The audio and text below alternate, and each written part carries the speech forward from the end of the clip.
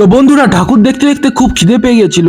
তারপর চলে গেলাম একটা দোকানে বিরিয়ানি খেতে। চলো তোমাদের দেখাই। তো দোকানে ঢুকে সবার প্রথমে চিকেন বিরিয়ানি অর্ডার দিয়ে দেওয়া হলো। তো দেখতেই পাচ্ছ বিরিয়ানি চলে এসেছে। তো চলো তোমাদের দেখাই বিরিয়ানির সাথে কি কি দিয়েছিল।